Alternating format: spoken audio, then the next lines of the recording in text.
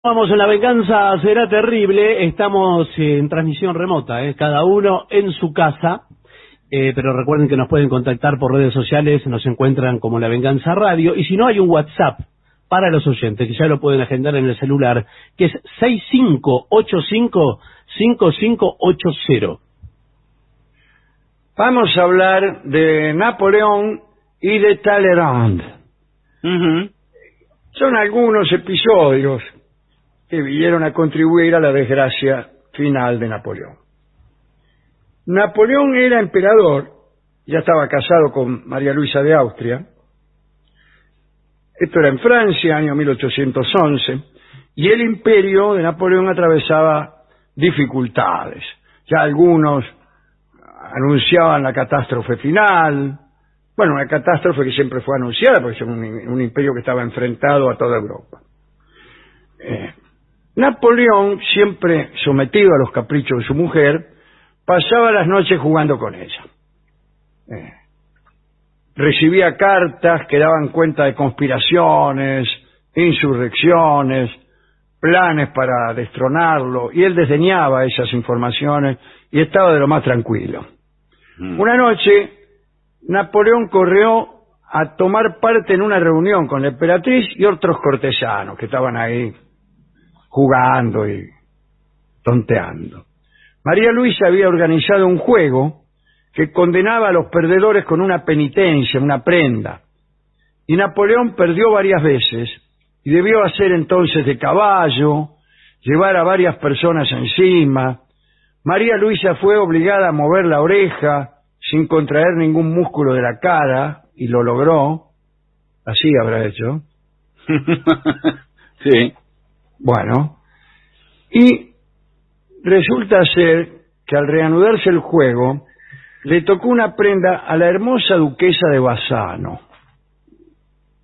Sí. María Luisa le ordenó lo siguiente: deberéis abrazar un candelabro y besarlo.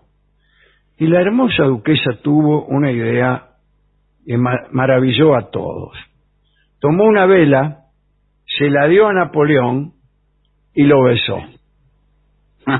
Napoleón, convertido en candelabro, recibió un prolongado beso en la mejilla. Todo el mundo aplaudió y María Luisa rió mucho al contemplar la cara confusa de Napoleón.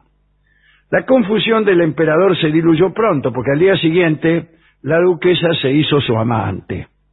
Claro, eso fue una señal. Las funciones que la duquesa empezó a ejercer en el lecho imperial en realidad tenían un fin preciso. La duquesa se llamaba, en verdad, María Magdalena. Quería mejorar la situación de su marido, Hugo Marey, duque de Bassano, político mediocre, que gracias a su mujer pronto se convertiría en ministro de Asuntos Exteriores. Dicen las crónicas, para complacer a Napoleón y lograr sus propósitos, la duquesa de Bassano se mostraba infatigable. Maravillaba con sus hallazgos de perverso erotismo y lo dejaba extenuado con perversas caricias. Mucha la palabra perversa. Sí. En la corte se vestía con ropas que moldeaban su cuerpo y dejaba al descubierto un escote que más que esconder revelaba. Por favor. Disculpe si me estoy babeando. Sí. Bueno, Napoleón se enamoró de la muchacha. Ahora bien, a comienzo de 1812, cuando Napoleón se dedicaba a preparar o a entrar en guerra con Rusia, se produjo una intriga en el séquito del emperador. En aquel momento, Napoleón, que preveía la dureza de la futura campaña, llamó a Talleyrand y le confió una delicada misión en Polonia. Talleyrand había sido clérigo y secundó la causa de la revolución. Consiguió que los bienes de la iglesia pasaran a manos del gobierno para pagar deudas públicas, y después fue ministro de Napoleón. En la misión esta de Polonia, Talleyrand debía ir a Varsovia para dirigir los negocios polacos y armar unos lugares de campamento estratégicamente pensados. en la campaña de Rusia. Imagínense, tenía que pasar por ahí.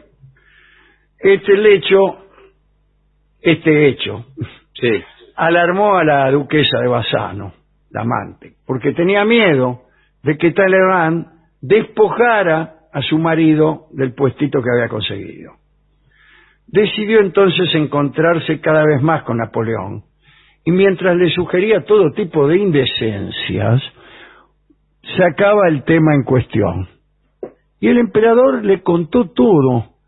Le contó cuál era la misión secreta que Talleyrand estaba preparando en Polonia. Una semana más tarde, Napoleón se enteró de que esta misión secreta de Talleyrand era comentada en todos los salones y que los rumores habían llegado a Rusia. Furioso, Napoleón retiró su confianza a Talleyrand, a quien creyó culpable de la indiscreción. Había sido la mina y el marido. Este alejamiento privó a Napoleón de un gran colaborador y lo dejó en cambio con un inepto. Claro, claro. Desde ese momento Talleyrand también odió a Napoleón y quiso vengarse. Tal venganza se tradujo en preparar activamente la restauración de Luis XVIII, etc. Pero hubo otra venganza, una venganza galante, que lo satisfizo mucho más. Cuando ya Napoleón estaba exiliado en la isla de Elba y Luis XVIII entraba en París, Talleyrand se empeñó en una tarea poco honorable. Quiso destruir el amor que Napoleón y María Luisa se tenían mutuamente.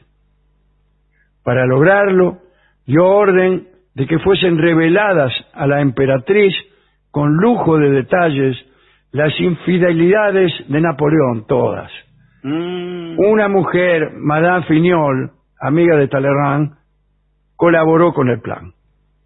Alentada por su amigo, afirmó que Napoleón jamás la había amado, que la había engañado tenazmente.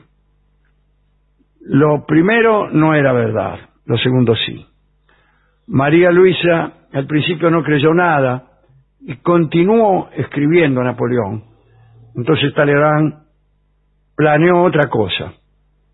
Conocía el temperamento ardiente de María Luisa y la empujó al adulterio. Rodeó a la emperatriz de oficiales apuestos, gran apostura física.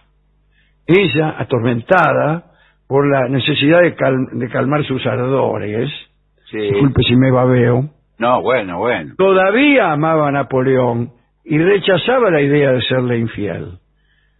Se habían amado mucho realmente.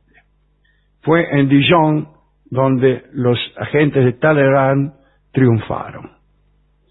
Le organizaron una orgía en una habitación prácticamente contigua a la de la emperatriz para que le llegaran los rumores de la orgía.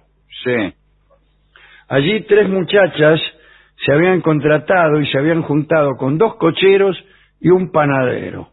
Sí. Y ahí estaban, dele que dele, el cochero, el panadero.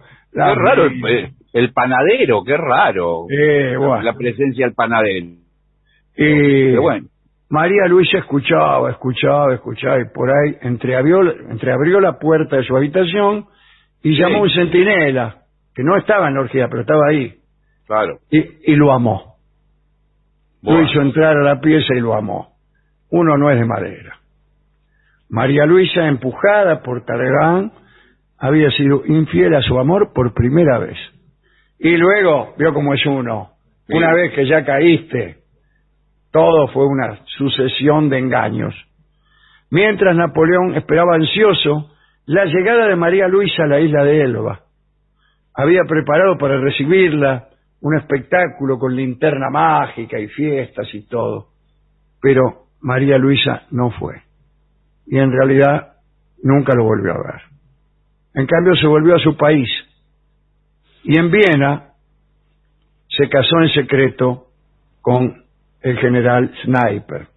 Pero esa es otra historia, como es otra historia la del pobre hijo que tenía con Napoleón, y todas las cosas que pasaron después ella se portó muy mal con Napoleón, así como él también se había portado mal con ella. Pero se amaban. A veces una sola boca puede echar a perder un gran futuro. La destitución de Talleyrand y su paso al bando contrario fue crucial en la derrota de Napoleón, tanto en Rusia como en el amor de María Luisa. Linda historia, ¿eh? Linda historia, sí. Linda historia.